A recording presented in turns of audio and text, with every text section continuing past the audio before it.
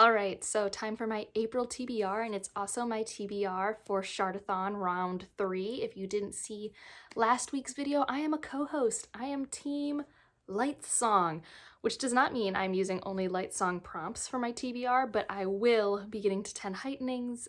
I am excited. So let's get into this TBR. It's definitely ambitious. I have a lot of book clubs and buddy reads, and we will see what happens, but let's get into it. Let's start it off. We're gonna first start with the books that work for the readathon, starting with Interior Chinatown. This works for God of Bravery because Light Song's colors are red and yellow, so this works. I don't know much about it. It's for my local book club. It seems like it's written like a screenplay, so I think I'll be able to read it pretty quickly, and it's less than 300 pages, so that's exciting. And this gives me an extra point because it's a person of color author, so 2 points, 2 heightenings thus far. And then I have one that works for multiple points, probably more than I even think of because I didn't actually go that in depth into learning about the author or anything, but I need to read this for the Space Sirens book club. It's The Bone Shard Daughter. It's very shiny thing, so I'll put an image here. But for that one, it works for Nightblood, which has a trope that you really love. I hear there's animal companions, which I really like animal companions. So I'm very excited. And it also works for Vivenna's Royal Locks, which have a book of like the same color. And this counts for me. This feels very like same color. And I saw that at least on Storygraph and things, they say it has LGBTQ representation. So that works for giving me 3 heightening points. So we are 5 of 10. We are making it. And then we have Suzerain, which is a Siri prompt. This is a book picked for you by others, and this was picked for me by my Patreons, and that is Upright Women Wanted by Sarah Gailey. This will be my first Sarah Gailey, and hopefully not my last. I think I have The Echo Wife out from the library, which is their newest release, and I really want to read it. There's short stories that Judith was talking about that I really want to read. Judith and Justine love this story. I don't know a lot about it. It seems post-apocalyptic. I know there's LGBTQ representation. That's all I know. But I'm really excited. And I guess, full disclosure, my Patreons actually had a tie between this and Anne of Green Gables. But this is much shorter, and I own it. So I broke the tie picking this one, because I've also really been wanting to read it. So I'm really excited it made it. And so yeah, this is worth 2 points because of the LGBTQ representation in the book, and the author themselves is, I don't know if they're non-binary, but they use they, them pronouns. And so it works for that in Suzerain, so 2 points, 7 out of 10, if we're keeping track. And then I think we have 2 more books that I'm using for the readathon specifically. One is Chaos on Catnit, the sequel to Catfishing on Catnit. Guys, I'm so pumped. I've had this arc for so long, but I wanted to read it close to the release date, which is in April. And it's a very colorful cover, so it works for Siri, the Light Song prompt of reading something from Siri's list. So it works for her Royal Locks because it's a very colorful book. And it also works for LGBTQ representation. So that is 2 points.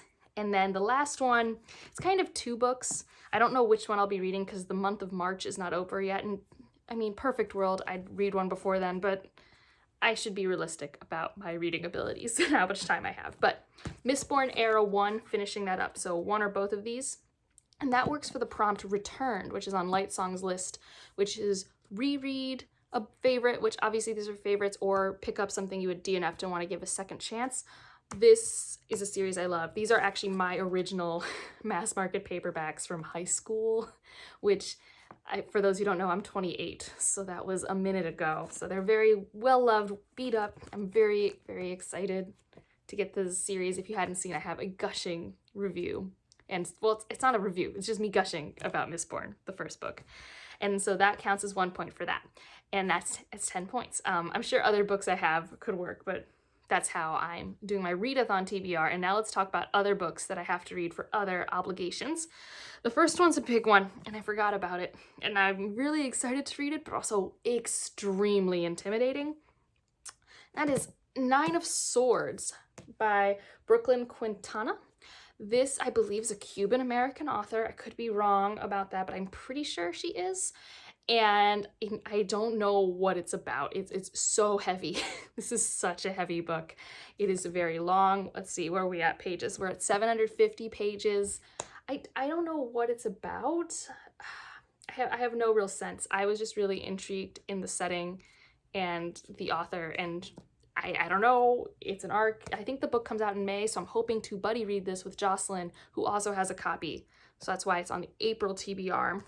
I also need to read The Sandcastle Girls for Rachel's book club. I think it's Feminist AF book club, and they read a lot of great things there, and I'm excited to join in April, but need to read The Sandcastle Girls, which I don't think is fantasy or sci-fi. I think it's contemporary or historical fiction.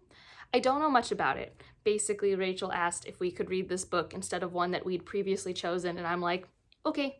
So that's what I do. If you're new here, book club books, I know I have to read them, and I love discovering things when I read, so I'm just excited to go into that one, see what it is. It's definitely outside of my comfort zone in terms of genres, which I'm always excited about, and I don't think it primarily takes place in the US or UK, and I'm always looking for things like that. Like, I don't know exactly. When I do read it, I will tell you where it takes place and things like that, or you can look it up. I have two more that I have to read, one that's short. One should be easy. Perfect State by Brandon Sanderson. This is the book club book for the readathon, so this should be very manageable. It is like a 2-hour audiobook, so probably what, like 80, 100 pages. I remember I read this in college and I really liked it. It is a non-Cosmere novella novelette by Brandon Sanderson that's kind of sci-fantasy, if I'm remembering correctly. We picked it for the readathon because it's still like a Sanderson thing, but it's one that people don't normally pick up. So I'm really excited to reread that, and it shouldn't take too much time. And then this last one, which I'm completely blaming Jade from Bedtime Bookworm. I don't even know, like right now, I'll put the page numbers of what I have right now, which is way too many, because typically I've been trying to formulate my TBRs where I have at most 100 pages per day, because honestly, that's normally where my comfortable reading speed is, based off how much time I can allot to reading and everything else.